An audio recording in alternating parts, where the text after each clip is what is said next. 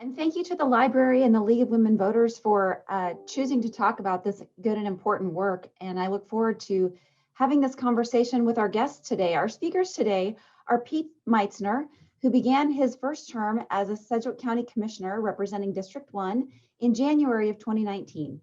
Prior to serving as a commissioner, he represented Wichita District 2 as a city council member for 7 years. Pete is a lifelong resident of Wichita. He attended Cape and Mount Carmel High School before graduating from Wichita State University. He was employed in the banking industry in Wichita for 13 years before venturing into the world of entrepreneurship, where he started a telecom company that eventually went public. Pete's experience with budgeting and his knowledge of the community are necessary for keeping our community moving in a positive and fiscally responsible direction. His previous business experience allows him to work closely with partners across local government and the United States, and it's provided him with firsthand insights about ways to run an effective and efficient government. Pete also serves on a number of nonprofit and community boards. He is committed to helping Sedgwick County and the Wichita region become an even greater place to live and work. He plans to expand his service to our community and make a positive impact on our county and its residents. Pete is married to his wife of more than 40 years, Susie Meitzner, and they have 2 children, a son and a daughter. Welcome, Commissioner Meitzner. Also with us today is Philip Brownlee, who is the Executive Director of the Medical Society of Sedgwick County, which represents nearly 1,300 local physicians. The Medical Society of Sedgwick County also oversees several affiliated organizations, including Health ICT, the Kansas Business Group on Health, and Project Access, which coordinates donated healthcare to Sedgwick County residents. Philip previously worked as an editorial page editor of the Wichita Eagle, which I think many of us may have known, but what I didn't know was also as a certified public accountant. During his tenure at the Eagle, Philip and the editorial board won numerous journalism awards, including the Kansas Public Health Association Service Award. Thank you both and welcome. I'm excited about our time to get to talk together today. For all of you listening, we are hoping to have a conversation. We have a set of questions. We're going to explore a little bit about what is the role of a local board of health? How does that work in our current state? We're going to talk a little bit about the challenges of the pandemic and some of the things that have happened both at the local level and at the state level that are influencing that. And then at the end, we're going to explore some of the ideas around an advisory board of health and what that might look like, what some of the challenges and opportunities are for that. So that's kind of a roadmap for all of you who are curious, and we'll be looking for your questions in the chat. So to begin, Commissioner Meitzner, could you please share the basic governance role that commissioners have as it relates to public health in Sedgwick County? Well, Sonia, you and others might have a little more history of of what the role of the board used to be, but of the public health. But I've been on the commission for 2 years now, and before the pandemic started, my only experience with public health was approving numerous grants for ComCare, aging, everything to do with public health came through either federal grants, state grants. The departments would run them themselves, and all we did was approve the grants. Most of them didn't have any matching funds, and so I used to think that the role of the Board of Public Health was rather mundane and rather routine. And then there's this little thing called COVID hit, and then that changed incredibly dramatically. So if that helps a little bit. Absolutely. One of the key governance roles or key roles for boards of health is governance and oversight of the budget and helping with decisions about who's staffing it and those sorts of things. So historically, it is a much more mundane kind of effort from the governance standpoint. Thanks. Philip Brownlee, there are many ways that the physician community also supports the health of the public and has historically and is now. In what ways has MSSC directly served in support of the role for the health of the public and specifically supporting the Board of County Commissioners? Thank you, Sonia. First of all, I want to publicly thank Chairman Meissner for his leadership during this extraordinary year. I know he and the other commissioners never imagined that they'd be spending nearly all their time focused on COVID and COVID-related issues. And I just appreciate their dedication and hard work. Regarding the Medical Society's support of public health, first of all, I do want to recognize the work of physicians and staff do day in and day out, and to keep our community healthy. And I think particularly during this pandemic, that work has become even more important and more heroic. Physicians and nurses have worked long, stressful hours battling COVID-19, and in many cases, they put themselves and their family's health at risk to care for others. So I don't want to skip that recognition. As far as MSCs as an organization, we're involved in a lot of different ways in supporting public health. As was mentioned in your intro, two of our programs that we operate are Health ICT and Project Access, both of which are involved in public health. We're also involved in various public health initiatives, such as reducing infant and maternal mortality. We're also part of Health and Wellness Coalition, and starting in July, MSSC will take over the oversight of the coalition, as well as Tobacco Free Wichita. MSC also directly supports the health department in a variety of ways. For example, a lot of it is disseminating information to physicians. Last week, for example, we helped the health department recruit medical offices to become vaccination sites. And we've also helped the department coordinate vaccinations and recruit volunteers to administer vaccines and those sorts of things. Also, during the early months of the pandemic, when there was just so much we didn't know, we formed a committee of frontline physicians that helped advise Dr. Menz and the county. And then a number of our physicians have also spoken before the Board of Health and the Commission about the pandemic. And then finally, the Medical Society and the county also partnered to produce several public service announcement commercials to help reinforce the county's public health messaging related to the pandemic. So those are some of the ways. Thank you, Philip. There's a long history of the Medical Society supporting population health in our community. I didn't realize that your organization was going to be overseeing two of those key health coalitions. So that's exciting to see that work that really strengthens that connection to public health through those coalitions. And thank you. Yeah, I might just add, you raised a good point. I'm with Chairman Meissner. I'm not the historian that you are, Sonia, but we were looking at the 1918 pandemic flu just out of curiosity of what Wichita's response to that. And it was interesting to read how there was a physician-led Board of Health, and they worked with the city on how to respond to that. And a lot of the recommendations they made and orders they made were almost identical to what we're doing now. And it's also interesting back then how much support there was in the community for those. So, that was over 100 years ago. So it has been a long history of kind of engagement on this issue. Sonia, if I could add, I gave you a quick intro, but for those that are watching, the role that the county commission as the Board of Health plays now is there is the local health officer, and those are capital H, capital O officer, and that's run by state statutes now with us, and the local health officer leans heavily into Philip Brownlee and others. He's not by himself, as has been portrayed by many.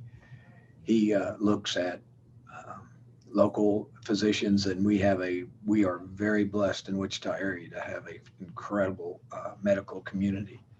So it serves as a regional hospital and for many counties and even northern Oklahoma.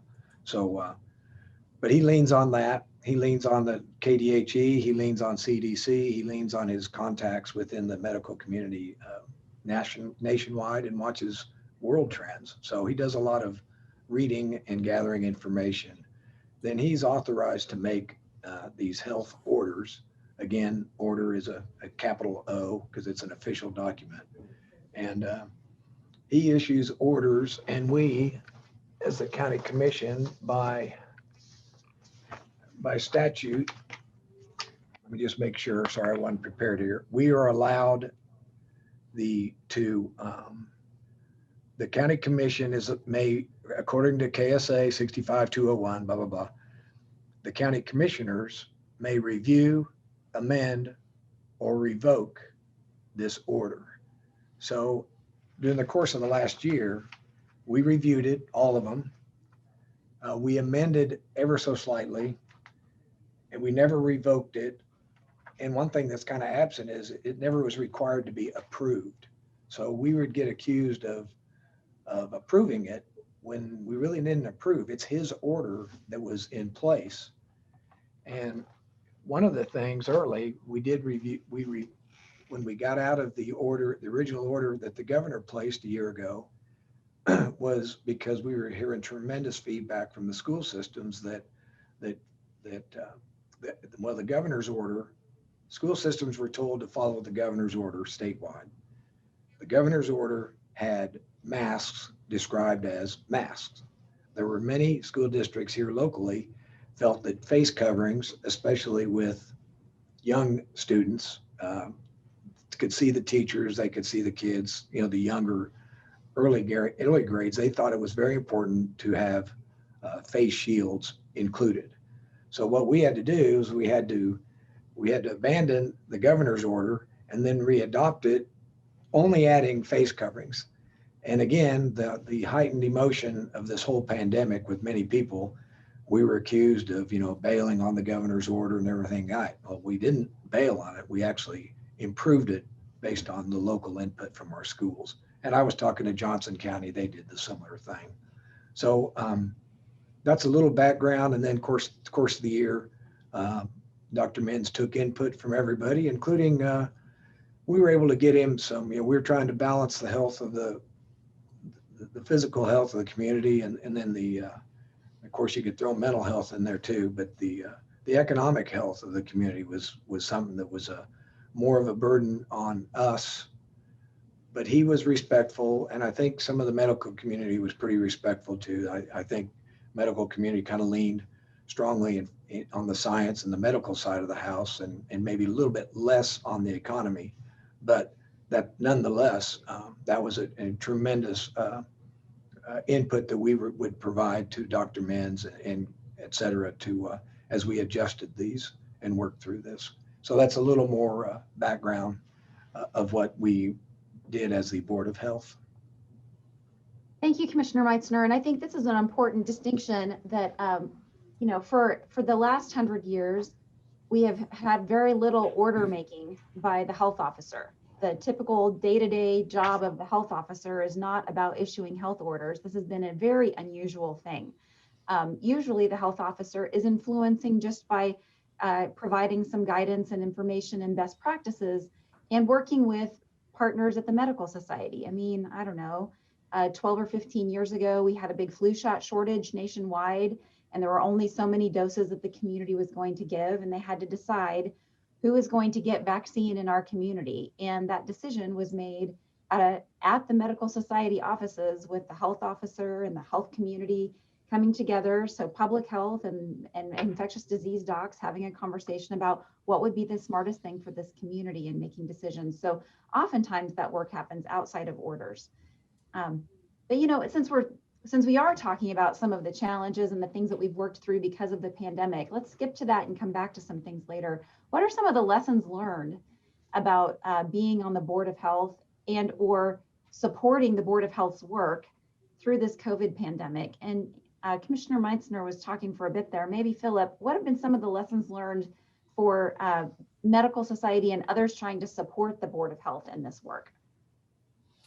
Well, as you said, this is just extraordinary times. We hope this is a once a century event, but at least once every generation or two. And then also because it's a novel virus, people just didn't know how to respond, what works, what doesn't work. And so I always try to extend a lot of grace to people like the Board of Health and Dr. Menz trying to sort out conflicting advice. I think it was compounded, the challenges have been compounded because of a lot of misinformation. The chairman mentioned some of that, people claiming that the Board of Health did this or that, which wasn't really the case, but you also have just medical misinformation and also the politicization of this issue. Even simple public health orders like masks became this larger public political symbol. And that was really unfortunate. And I think there hopefully will be some lessons we can learn from this going forward. But again, I hope it's lessons maybe we don't have to apply again for another 50 or 60 years, I hope. Thank you. Commissioner Meitzner, what are some of the challenges or and lessons learned that you've experienced through this pandemic work? Well, Philip touched on it a little bit. We were discovering that accurate and a lot of communication is very important, and it needs to be accurate. And we were getting many emails. Included in them were links to papers from New Zealand, Mars, and then wherever else. I mean, it was coming out of the woodwork, and of course, the internet, I'm sure, helped everybody do their research. So there was a lot of references, even to the point, and then I tried to have meetings with your former group, Philip, at the Eagle a few times, because a lot of people were today they operate some of their news by just headlines, and the headlines were kind of misleading many times during this. And even recently, the one that says, the county's ready to get rid of the masks or whatever they're saying, we'll get into this later, but it should have been about what the state was passing as a law that will force the whole state and counties to vacate the mask policy. But that wasn't the headline. So we've all been inundated that we're for the pro-mask people. Now we're going to get accused of not listening to Dr. Menz, not listening to science, not listening to the medical community. Are we smarter? Why do we think we're smarter than medical community and blah, blah, blah. So I think the news media was pretty helpful because lots of times it'd be direct interviews, so it would be our words. But sometimes the local newspaper and sometimes in the article might have been fairly accurate, but the headlines and the maybe first paragraph was misleading. So that's probably some of the things that I've learned the most is the power of accuracy and honesty in the messaging. Yeah, so an observation I have about the power of the accuracy and the challenges faced with that relate to originally there were suggestions that we shouldn't wear masks. Well, who at that time had considered that we were going to make them, that there was going to be a whole industry of people deciding we can sew and make masks? Like, it never occurred to me that I would wear a mask that wasn't from a surgical box of some sort. So, and information changed because new things were learned. So it is challenging to get information out when the most up-to-date information changes and it's influenced over time. So the board has learned a lot, but all of this work is happening in a context. Sedgwick County is not, it's an artificial boundary built by county government structures. You're influenced a lot by what happens at the state, and the state legislature is in session right now, and they are also responding to the pandemic, and they have a number of bills proposing changes to the authority of local government, the authority of local health officers, the authority of the state health officer. So I'm curious about what concerns you see about those potential changes, and perhaps Commissioner Meitzner, you could speak first, and then we'll come back to Philip about this. So I know you've been studying this closely. Well, if any of you were watching our staff meeting this morning, which staff meetings are usually, if you need to, they can be quite yawners normally, but it went into about an hour plus extensive review of the two bills that are out there in Topeka. I'll preface it by saying a year ago, Sonia indicated we had no idea what was going on this virus. We didn't even know I didn't even know what personal protective, whatever the PPPs and PPEs stood for and all those. We didn't have supplies. We didn't have vaccine. Everybody just guessing. We didn't have accurate. I mean, CDC was changing their information daily. This was back in March, a year ago. At the same time, many businesses closed or reduced, and one of the businesses that closed was the state government. They quickly shut their operations and went home, and I know that they worked through some Zoom stuff. But so now they reconvened, and they're looking back, and so they're I would say there's some things that they feel that we all erred during that year of, I would call it almost a trial and error period, trying to figure the vaccine out, or so there is some bills out there, and I don't know how political they are, but it's to kind of limit and strip the governor of some power related to the pandemic. It's to really limit the local health officers from making orders. It comes with potential, well, there's one in front of the governor right now to sign, which passed largely. It's Senate Bill 40, SB 40, if any of you are paying attention. But anyway, if somebody feels, get the right word, aggrieved for whatever reason, then they can file a complaint if you're a business, an individual, and the Attorney General's office could review it. Well, no, it's not this one, but that's the other one.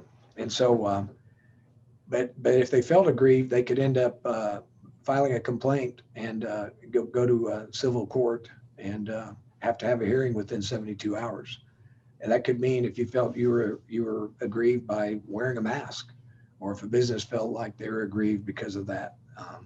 So there's some really new legislation that may really strip the local health officer and the board from exercising any power on that. From what I've read, it's mainly related to COVID. So if there's still an outbreak of some airborne disease at a local hotel from a convention, that still would allow the quarantining and all those other regular health things that might happen, or if there's an outbreak of some thing at a school, mumps, whatever. So that's still, I don't think that's addressed. That's to be, that's still probably in question, but it looks like it's really indicative of the COVID issues. So Senate Bill 40 is there. Sonia just posted it, and you can look it up and read it if you like to read 38-page bills, but it talks about schools in there too. So schools could be under the same rules. So. Thank you, Commissioner Meitzner, for recalling that there are some pretty significant changes being proposed right now. And I know that the Medical Society and the Kansas Medical Society also closely follow the kinds of legislation that's a response to the pandemic. Philip, what are some perspectives from the medical community about these response to the pandemic kinds of bills? I think the chairman summarized them very well. I think it's puzzling, frankly. So on the one hand, earlier this year, or last year rather, the legislature kind of reined in, restricted the governor's ability to her emergency powers. Mm-hmm. And the argument was, well, rather than have a one-size-fits-all statewide plan, it's better to have local counties be able to tailor plans to meet their needs. Well, now they're coming back retroactively and wanting to punish counties for doing that.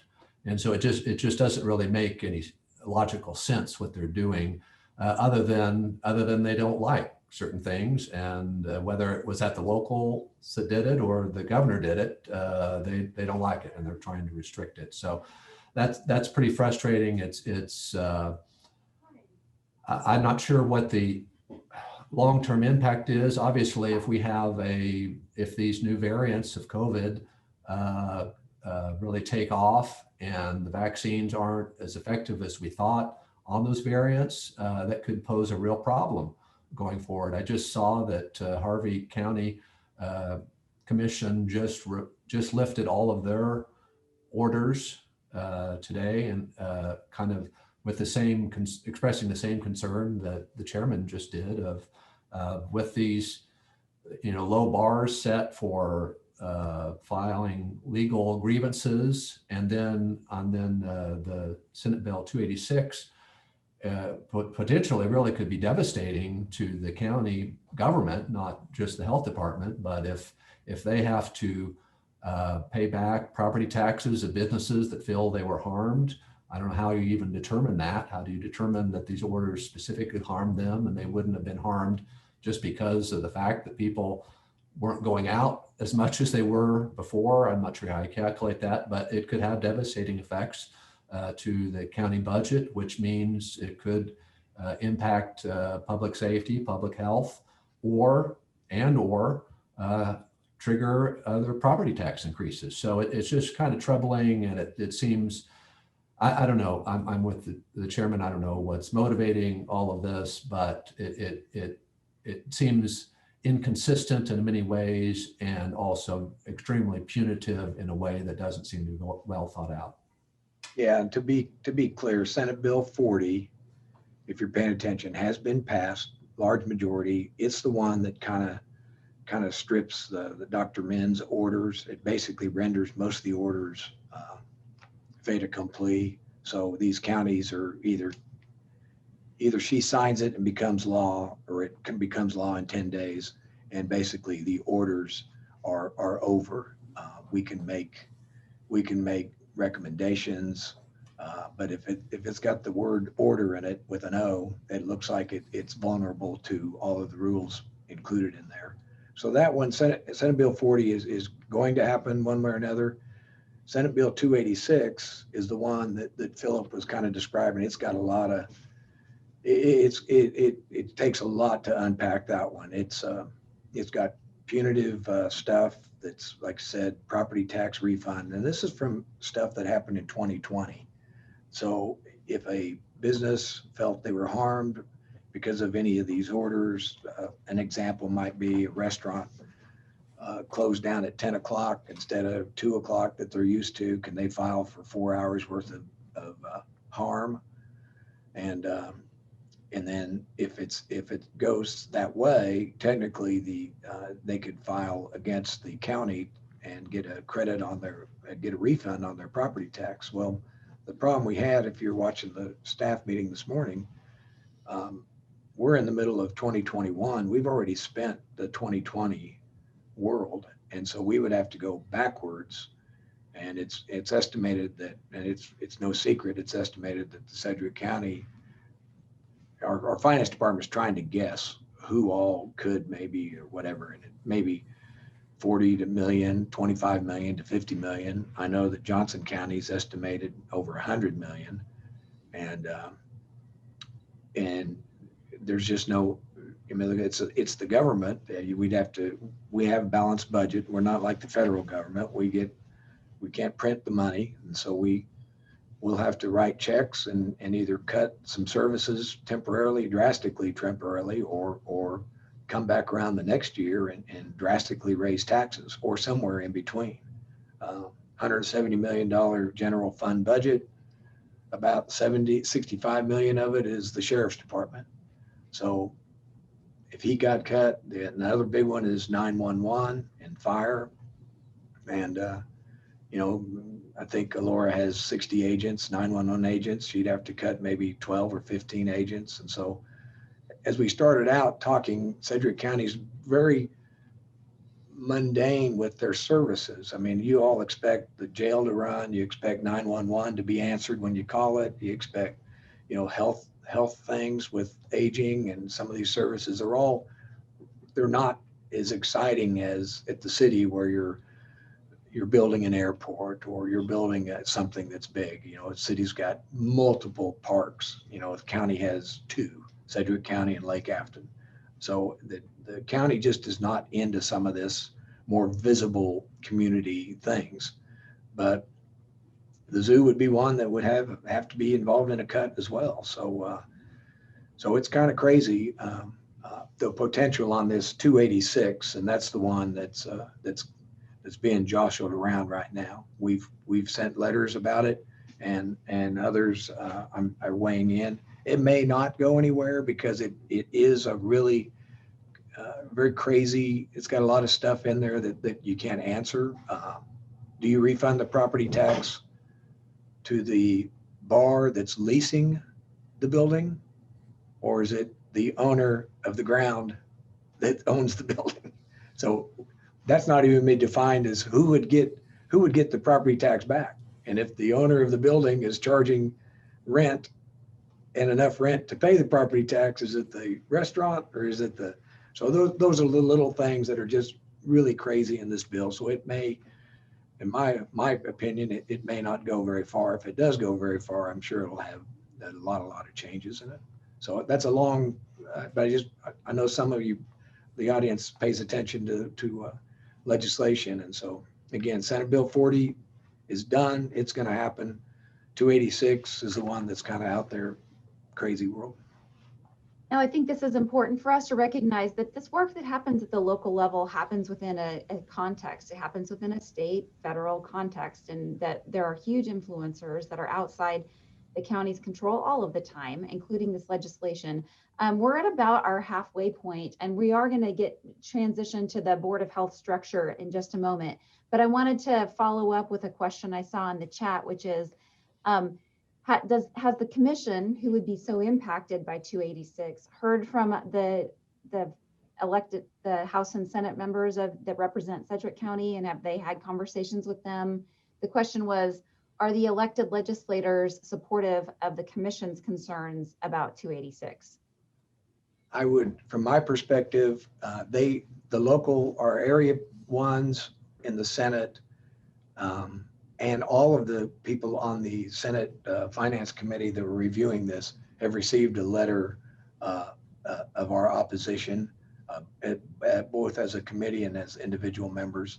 And in that spells out a little more clearly the financial impact in that letter, and they've all received it. Been pretty quiet about it, so I don't know what that means, but I don't understand fully how Topeka works as well as I should anyway. But yes, that I think they're well aware of it. To be answered, they know your position, and it's hard to know what their position is. That's what I'm hearing. So thank you for sharing that. All right, so we have a question in the chat that relates very much to the other context of our conversation, which is what is the role, and Commissioner Meitzner discussed this a bit, about the Board of Health in our state. The Board of Health by statute is the county commissioners. And it's only by some local change that changes. And so, and that's true in many states, it's not unique to Kansas, but there are other models. In fact, for several years, the county had an advisory Board of Health historically, and then they dissolved that advisory Board of Health. So one of the questions was, why don't we go back to having a county Board of Health being doctors and medical experts? And I paused there to say, we didn't really ever have just a county Board of Health that was only doctors and medical experts. As long as we've had the Sedgwick County Board of Health, which was reconfigured in 2002, maybe 2001. Prior to that, it was a city-county board. But there has been a conversation in the community about is there a value to having an advisory Board of Health? And if so, what might be some of those advantages be? So let's back up and talk about what are some of the advantages and challenges of the current board structure. Right now, as the commissioners having the only the oversight role over the health department, what are some of the current challenges and advantages? And I'm just curious, like, we'll put Philip in the hot seat for a moment. Like, what do you see as an advantage of the current structure? Well, I think you might be able to say an advantage is that it's because it's staff driven, it may be more efficient and contained. So from a kind of bureaucratic standpoint, that might be considered an advantage. The chairman mentioned how Dr. Menz does reach out, gets a lot of feedback. He also then meets with the health department and county staff, issues these orders or recommendations, which the board either accepts or modifies or rejects. And so all that is pretty contained and if need be, can happen pretty quickly because again, all these people are largely employed by the county. So that can be considered an advantage of that. I think the challenge of that would be that again, Dr. Menz does a good job reaching out. In some counties, that process may be a little too insular. It may be that we're not hearing the full range of public health voices and expertise that we need to make good policy decisions. And I think also potentially from a political standpoint, I think we may not have as much buy-in as we might have if we had a larger group of experts and advisors that are involved in this. And as a result, it perhaps might be harder for the Board of Health to take some actions that are difficult if all they're doing is just leaning on Dr. Menz. And it could be that perhaps a broader based group might give them more cover and support to say, we've got this expert panel and they recommend this also. So those might be considered advantages and challenges. Thank you. And Commissioner Meitzner, when you think about the current structure, what are some of the advantages and challenges of managing the Board of Health as the county commission? Well, Philip made some good points. Just having the single point of contact, in appearance being Dr. Menz, working directly with the county health department, does provide streamline. And the way it's set up, again, what we talked about with him issuing orders, the commission doesn't have to approve it. The order is what it is.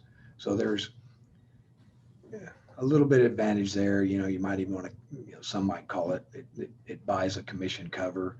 There's 5 of us, not one of us have any medical background. New commissioner Sarah Lopez worked at Ascension Via Christi, but in the IT department, I guess that's close to medical background. But I can tell you that we all have, because our community is so good, we all have great doctor friends. I've leaned on some of my doctor friends a lot during this past year, just for their opinions as well. So that might be an advantage. There's having a board. I'll being at the city council. I see Becky Tuttle's on here. I'm trying to remember the name of the group, but it's the Arts Council, kind of where there's a board. It's a board where they look at everything and take all the applications every year for about, if I remember right, about $3.5 million worth of funding to go to various, what's it called, Becky? Arts? CDBG, the Community Development Block Grant? Well, that too. But I was talking about the money that goes to when they make applications for Cultural arts funding? Culture, there you go, Cultural Arts Committee. So that committee is engaged with, and they've got really good cultural arts background. So they take this and then they really spin it pretty good, and then they make a recommendation to the city council, and that pretty much falls in agreement 99% of what they're saying, because they're so engaged and they're so knowledgeable, and it's so distracting if the Becky Tuttles of the world have to get in, take every phone call about, hey, my art project's better than hers, or my play is more important for youth versus, the minority community, or whatever you want to say. It goes all over the place.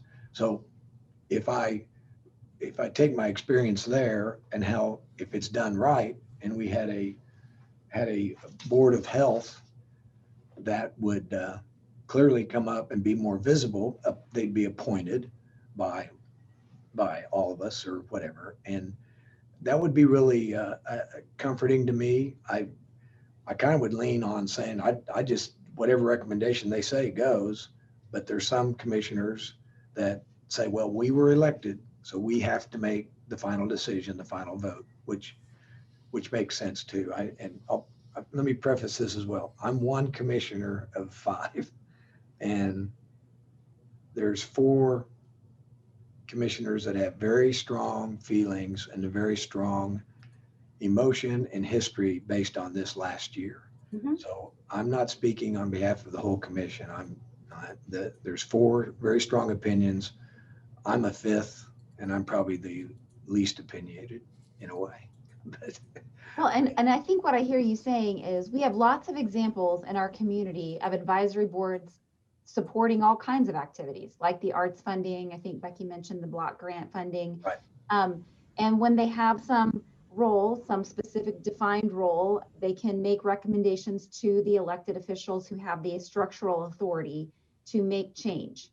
And that works in other endeavors. And that's not the way we have it structured right now in our community. So let's talk a little bit more about what an advisory board of health how that might offer some advantages and potential challenges. And I want to give Philip a chance to weigh in here. Commissioner Meitzner recommended some ways that might be helpful for commissioners. How else might an advisory board of health potentially be advantaged for the health department staff or for the community? I think it's for the health department staff. I think it's some of the same things that he mentioned. I think having access to a broader based group of experts it could be very helpful. I think it also can be helpful in getting support for health priorities as well, having that broader based support. And then I think just, having that engaged public also just, I think helps, get things done as well. I think as we were mentioning, the Arts Commission and these other groups, they spend a lot of time, and they're largely able to, the electeds tend to defer to them because of all the work they put into. So I think in some ways it can be more effective in achieving your goals. yeah, I would say that even the CARES money of $100 million that last year that was distributed, we put together a really smart evaluation team that really looked into it legally, making sure that the LLC was really filed as an LLC, things like that. They did everything under all we did was help establish buckets.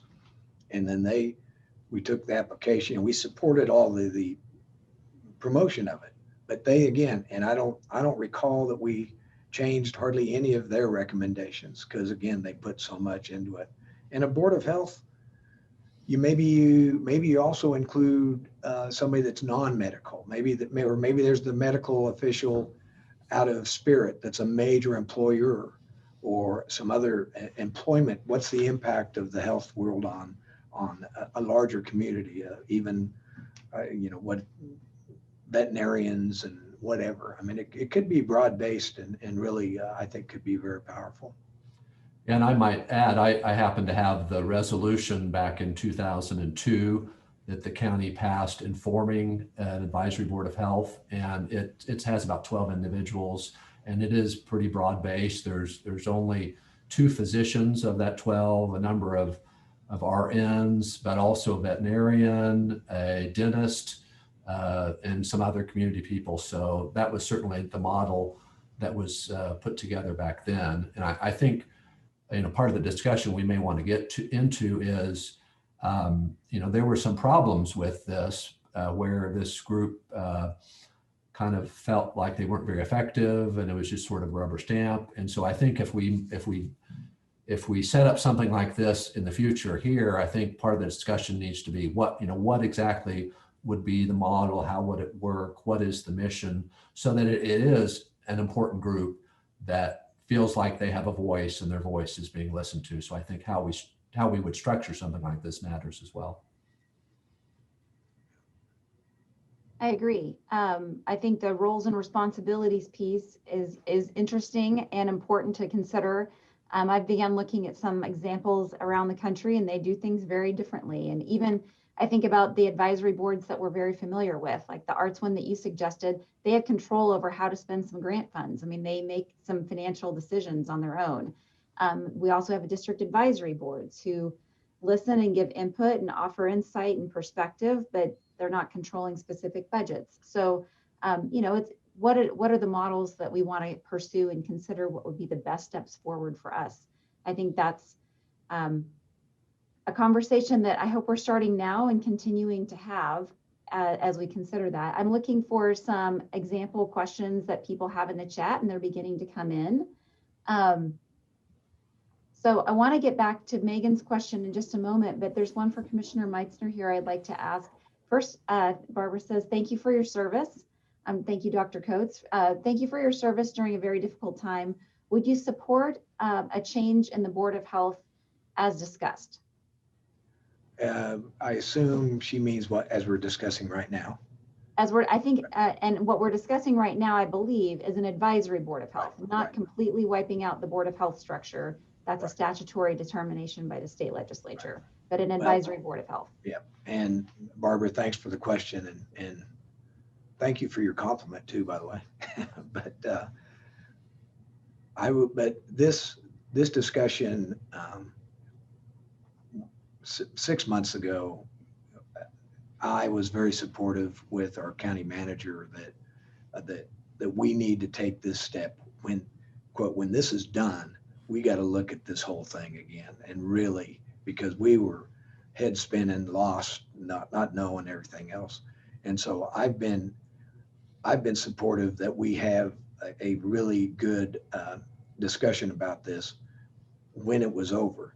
Now, the fact that we're having this today might be a little bit premature, but obviously I think we may find, because just what we found out when our earlier discussion about the word order, we may find out that a Board of Health strongly recommends this and that, and then the commission could come out with with more of a they can't really do an order necessarily, but maybe come out with a resolution that strongly supports this or that, strongly, use those words that based on expert advice, blah, blah, blah, and kind of make it a broad-based, some resolutions countywide in support of whatever it is. Again, that depends on if the state rules change a little bit, but yes, short answer, I'm sorry, is yes, we are. I'm supportive of it, and I believe the rest of the commission have at one time or another thought, boy, we really gotta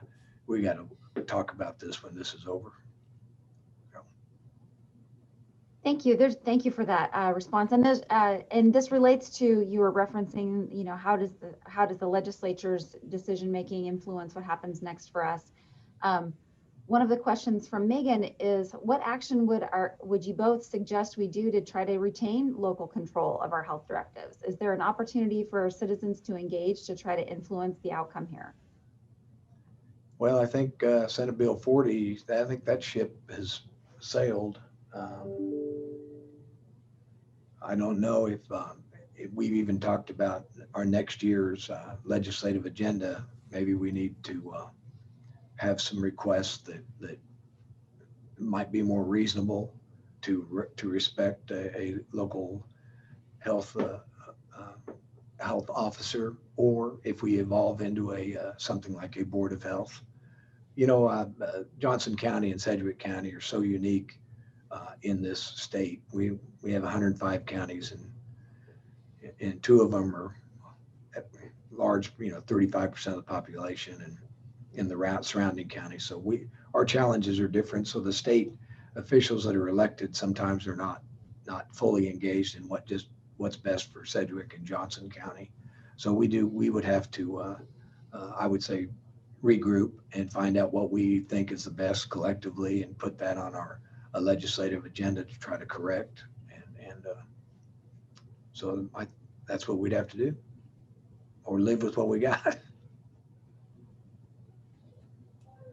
I would say there might be some opportunities on this Senate Bill 286 to try to contact your state senator and representative too, and express some concern about that. I think that bill, while it doesn't necessarily really strip authorities, because it's so punitive, it likely could have the effect, essentially the same effect of